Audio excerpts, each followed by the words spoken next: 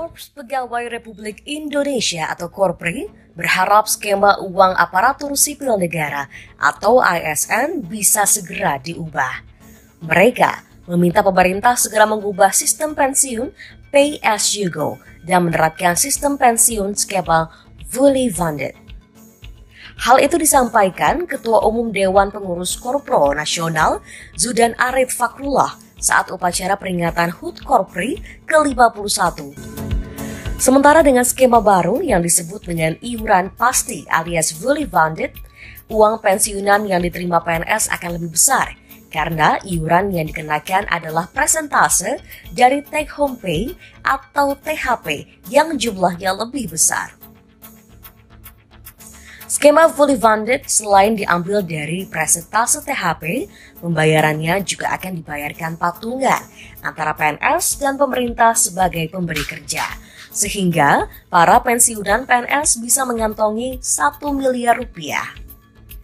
Akan tetapi, skema fully funded ini hanya bisa diterapkan kepada ASN atau PNS yang baru karena menyangkut dengan aturan yang sudah ada. Apabila skema fully funded ini juga diterapkan pada ASN atau PNS yang sudah bergabung, maka pemerintah juga harus merombak perjanjian kerjanya. Ketua Umum Korpri Zudan Arif Fakrullah menyebut soal tunjangan hari tua bagi PNS hal penting yang harus dipikirkan. Menurutnya reformasi birokrasi tidak hanya dengan memotong struktural birokrasi, namun juga mulai membenahi kerangka regulasi, sistem karir, kesejahteraan dan perlindungan hukum. Untuk itu, agar pensiunan punya tunjangan hari tua yang pantas, pihaknya telah menggandeng PT Taspen dan seluruh anak perusahaannya untuk bekerja sama. Bagaimanapun juga, wacana dana pensiun 1 miliar bagi para PNS yang memasuki masa pensiun tentu menjadi angin segar bila benar-benar tereksekusi. Kendati masih sumir bagaimana skema itu nantinya. Tim Liputan Berita 1. Wacana 1 miliar untuk PNS pensiun, dialog kita bersama dengan Yeni Sucipto, tenaga ahli media Deputi 2 Kantor Staf Presiden. Bahkan ada satu judulnya itu agak cukup bombastis dan itu menjadi perdebatan di publik. Bukannya perdebatan, tapi pembahasan di publik bahwa PNS ketika dia pensiun paling tidak dia mendapatkan uang digelontorkan langsung gitu 1 miliar. Kalau ini ya mendengar pernyataan dari Kemenpan RB ya saya bilang bahwa itu memang benar kalau kita bicara 1 miliar tapi dihitung gitu loh. Mungkin tidak secara komprehensif disampaikan secara teknis ininya ya, operasionalisasinya bahwa ada skema yang berubah dari PSYugo menjadi fully funded. Oke, gitu ini ada perubahan skema. Fully funded ya. Kalau dulu PSYugo itu kan diberikan ketika ketika pegawai itu pensiun langsung dari APBN. Begitu. Sehingga kemudian itu yang menyebabkan pembekakan di APBN rata-rata dalam 1 tahun 5-6 triliun. Okay. Nah, ketika kemudian skema fully funded itu dikenalkan di tahun 2018, ini adalah skema yang kemudian menjadi bagian dari sistem yang yang dirombak. Okay. Bagian dari reformasi birokrasi, tetapi bicara soal aspek kesejahteraan PNS. Artinya di sini skemanya adalah skema ini kemudian tidak bicara 75% dipotong dari 75% diberikan kepada teman-teman PNS kan begitu. Tetapi fully funded itu adalah skemanya dia bisa full didapatkan, tetapi itu adalah kombinasi antara APBN dengan iuran. Sumber anggarannya. Ketika ditotal, ya kan ketika ditotal ya kan ketika umpamanya dia masuk usia 30 tahun, ketika dia keluar pada usia 50-an tahun, itu bisa kemudian dia menerima antara 1,2 sampai 1,5 miliar. Itu pun di golongan yang paling rendah loh ya. Fully funded itu tadi. Tadi yang disampaikan awal oleh Mbak Iya itu benar ya. Jadi begini, saya berangkat dari pikiran Asabri dulu ya. Itu kan anggota TNI Polri dipotong. Harusnya kalau ada yang meninggal, kalau ada yang pensiun, itu juga dapat santunan dong, dapat dari tabungan. yang disimpan di Asabri lah. PNS itu ada dua skema. Satu, dia dapat pensiun dari APBN, dari iuran pegawai kalau nggak salah 2%. Mungkin kalau Ibu Menteri Keuangan sedang juga menyusun skema, mungkin nggak ditambah subsidi pemerintah supaya pensiunan itu juga meningkat.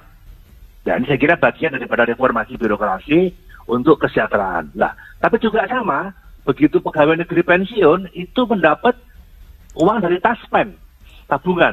Kayak saya lah, saya hampir 30 tahun dari anggota DPR, saya dapat pensiun 4,7 juta per bulan, tapi juga pada saat saya pensiun, saya dapat uang dari taspen lebih kurang di atas 100 jutaan ini. Nah, kemudian kami undang taspen. Pak Menteri, maaf saya potong. Itu yang dari taspen itu yang sampai berapa tadi? 100 lebih. Itu per bulan atau sekali bayar? Langsung. Yang saya kemarin call tinggi 1 miliar itu taspen, bukan pensiun. Maaf, taspen. Oke, artinya sebetulnya yang dimaksud sama Pak Menteri, ketika PNS ini pensiun, ketika dia pensiun dia langsung mendapatkan 1 miliar tabungannya sebetulnya. Iya, tabungannya. Dari taspen. Itu yang harus diatur. Kalau mulai dari pegawai baru dia masuk sampai dia pensiun, iurannya dibahas bersama, mau dipotong berapa, kemudian taspen mengelola dengan baik, itu bisa. Itu kan kami call tinggi ya, tinggi maksimum 1 miliar. Karena sekarang sebetulnya itu tabungan PNS-nya sendiri sebetulnya yang dikelola oleh PT Taspen gitu ya? Iya, Taspen yang dikelola. Dan sehingga begitu dia pensiun, tidak langsung kaget terima uang kecil dari hasil selama ini dia kerja, tapi dia ada modal. Nah, selama ini PNS ini rata-rata 70 sampai 100 juta dapatnya. 70 sampai 100 juta. 100 jutaan. Tabungannya. Tabungan begitu dia sekian puluh tahun pensiun. Itu gimana caranya dari 70 sampai 100 juta itu bisa berkembang menjadi 1 miliar seperti yang direncanakan Pak Menteri?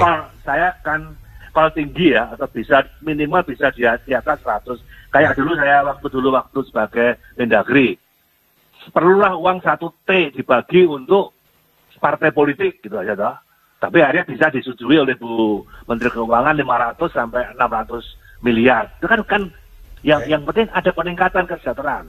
Begitu ASN pensiun, dia dapat pensiun bulanan dari APBN, tapi dia dapat uang tabungan itu bisa sebagai modal. Nah, itu saya undang Taspen kan sehat ini. Sehat. Tolong dong, uang itu bisa nggak dikelola.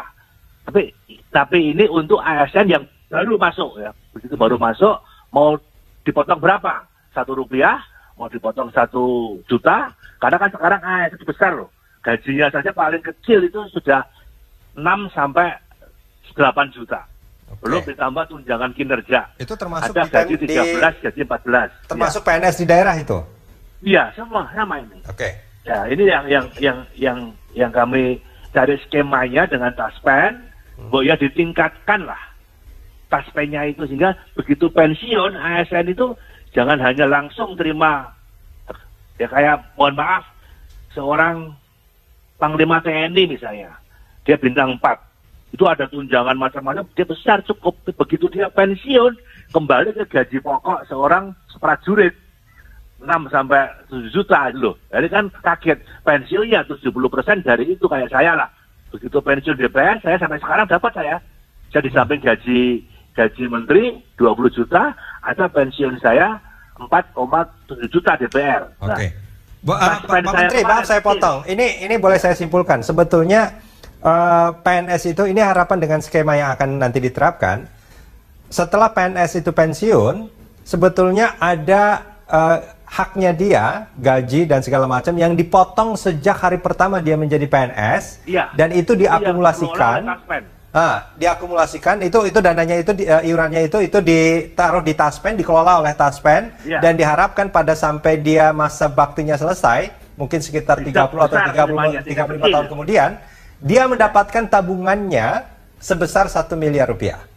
Enggak, itu call saya tinggi ya, call saya tinggi 1 M. Tergantung potongannya berapa, potongan iuran tabungan per bulan berapa. Kalau anggota DPR, kalau misalnya saya saya kemarin dari gaji 60 juta anggota DPR, saya bisa dipotong 1 juta untuk taspen, mungkin pensiun saya bisa besar, gitu loh. Itulah saya kira. Ini kan demi bagian reformasi birokrasi. Ini bicara soal pensiun yang tiap bulan diberikan atau yang tabungan yang dipotong tadi?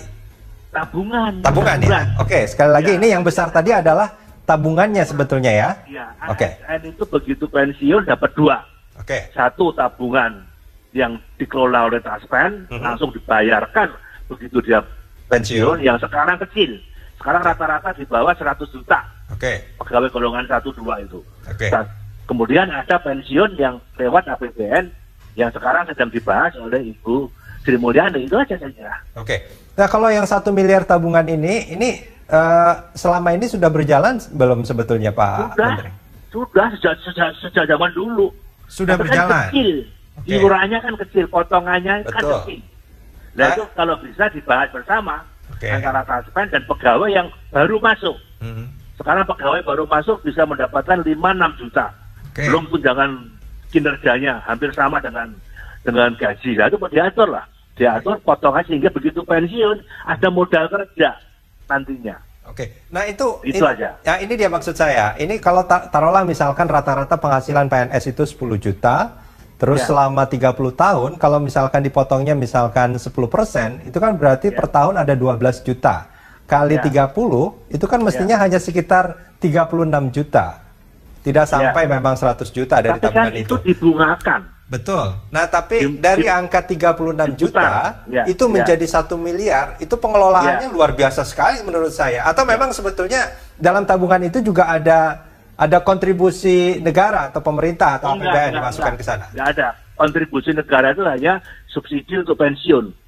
Pensiun yang diterima bulanan lah. Untuk potongan yang tadi Mas sebutkan 12 juta, itu kan bisa dinegosiasikan dengan pegawai. Oke, saya kalau saya mau dipotong separuh dari gaji saya misalnya gitu. Supaya tabungannya besar, bunganya besar, kalau dikelola oleh Taspen pasti menguntungkan kan semua kan uang-uang itu kan dibuat untuk ke saham ya. Kalau besar bisa semakin besar. Nah, saya kemarin kalau tinggi 1 miliar. Sudah diskusi dengan Korpri. Saya paham bahwa pengelolaan Taspen itu bisa kemana saja, bisa ke saham, tapi kan itu juga ada resikonya atau mungkin instrumen investasi yang lainnya. Betul. Ada instrumen investasi yang bisa dilakukan. Cuman itu yang saya maksud, Mas. Cuman dari angka 1 juta per bulan menjadi 12 juta per bulan dikali 30 mungkin sekitar berapa? 360-an ya? 360-an juta mungkin ya? Ya, itu kalau dikelola, maksud saya 1 M itu mungkin bisa ditingkatkan kalau pegawainya mau. Oke. Mas. Dari 360 menjadi 1 miliar, itu kan berarti naiknya sekitar 200%. Enggak, kalau ada nggak investasi yang bisa mencapai itu? Dari 1 juta, Mas. Oke. Baik, ini sebetulnya kita lagi mencari cara supaya pegawai negeri itu begitu pensiun, jangan kaget dengan uang pensiun yang kecil bulanan, tapi ada tabungan yang uang dia sendiri yang dikelola oleh Taspen. Dan itu bisa menjadi modal dia setelah dia selesai masa baktinya. Selesai. Oke, baik. Saya ingin memastikan bahwa sebetulnya dana sekitar 1 miliar yang akan diterima oleh PNS, tapi ini aturannya belum keluar ya, Mas ya? Belum, betul, hanya kalau saya aja.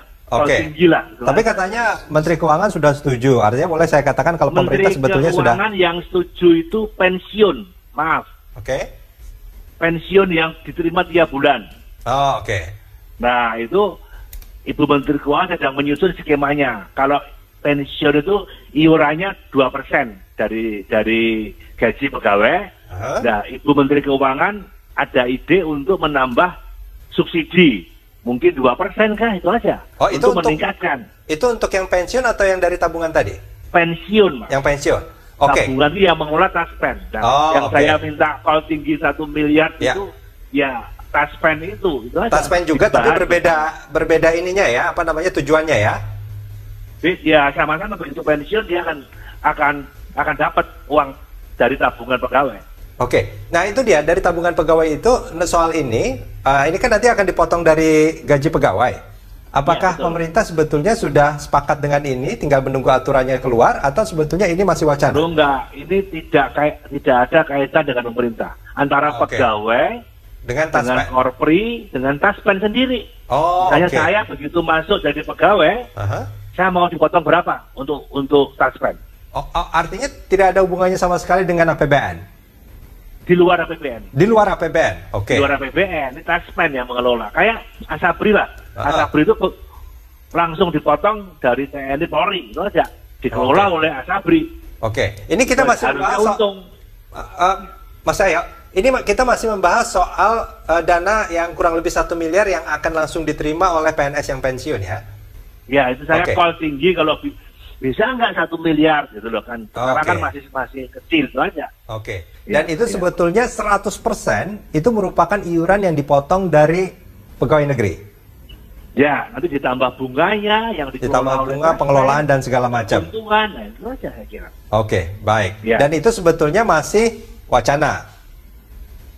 Ya sekarang sih sudah ada, tapi kecil. Sudah ada yang melakukan, tapi itu belum menjadi kewajiban, belum menjadi mandatori atau gimana? Lama, Mas. Sejak lama pegawai negeri sejak zaman-zaman dulu sudah selama ada taspen sudah dipotong taspen. Oke. Tapi penerimaannya kecil. Nah, ini yang ingin saya tingkatkan. Oke. Oke. Ya, Oke. Nah, kalau yang soal tabungan tadi, ini murni iuran pegawai. Sementara Iuran yang pegawai. untuk pensiun itu sebetulnya ada iuran pegawai plus dari 2%. APBN. 2%. 2% dari pegawai. Ya. Terus Dan ditambah mungkin subsidi dari pemerintah. Oke. Supaya kalau gaji pegawai naik, pensiun juga ikut naik itu loh. Oke. Itu aja saya kira. Intinya di situ. Dan ini yang sebetulnya sekarang menjadi bahasan juga soal skemanya, apakah apa namanya istilahnya PSU Go atau fully funded. Ya, tadi yang disampaikan oleh Ibu Yeri betul itu. Sekarang sudah dicari polanya bahwa reformasi birokrasi itu juga bagian daripada untuk meningkatkan kesejahteraan pegawai itu aja.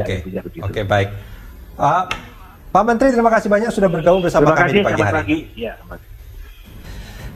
Oke, jadi ini ternyata ini ada dua hal yang berbeda sebetulnya kalau saya simpulkan. Benar ya, Mbak Yani ya?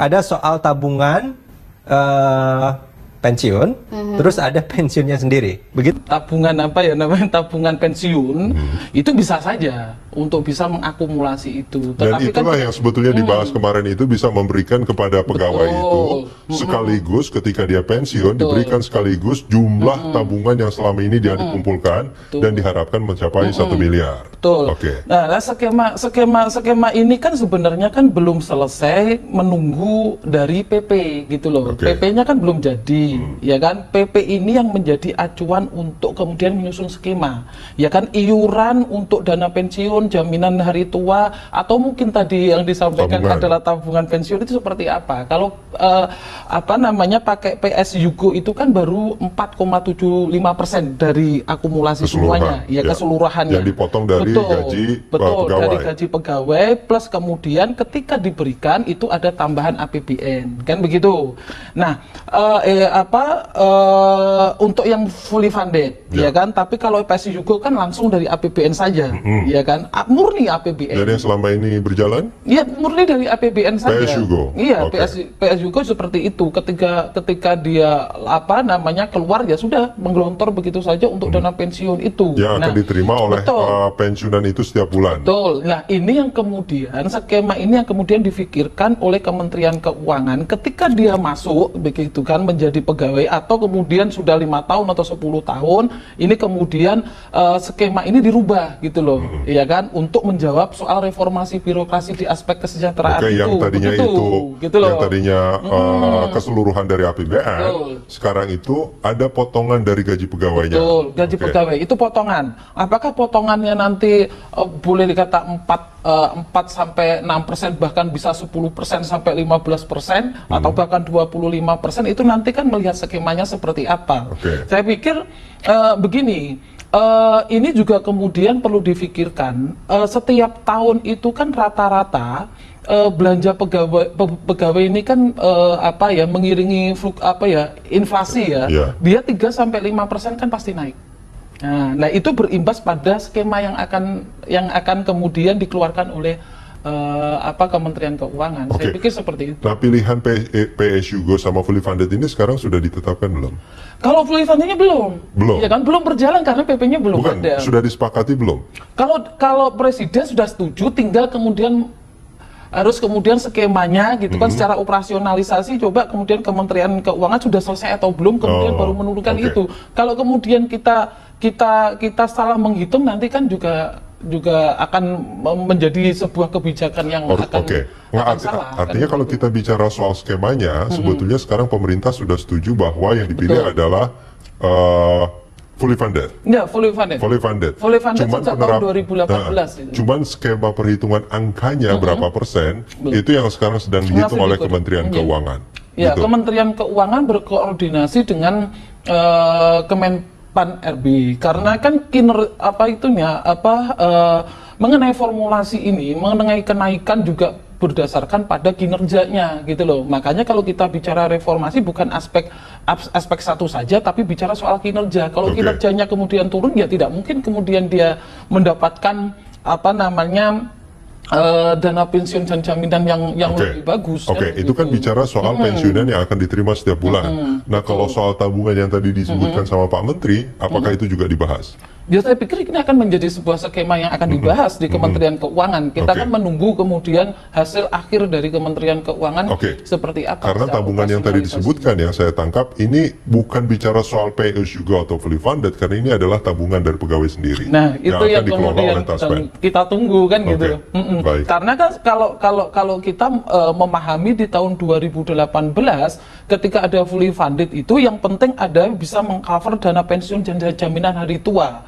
Ya kan, untuk kemudian mengarah kepada perhitungan skema yang kemudian diinginkan gitu loh. Skema yang diinginkan ketika dia menerima pensiun dan tidak membebani APBN. Intinya seperti itu. Tapi bukannya selama ini memang pensiun itu pasti akan membebani APBN. Dan itu sampai kapanpun akan begitu. Iya, tetapi pembengkakannya tidak kemudian, ya kan, rata-ratanya peningkatannya tidak terus signifikan gitu loh. Dan peningkatannya itu sekarang menjadi tanggungan dari pegawai negerinya. Betul, karena kan selama ini kan yang tadi saya sampaikan, PSU itu murni dari APBN, tidak ada iuran gitu loh, tidak ada iuran yang dikeluarkan dari teman-teman PNS gitu loh, sehingga ketika dia menerima dia kecil gitu loh, ya kan. Ketika skema ini dijalankan gitu kan, ada APBN, ada iuran. Ketika belanjanya naik gitu kan,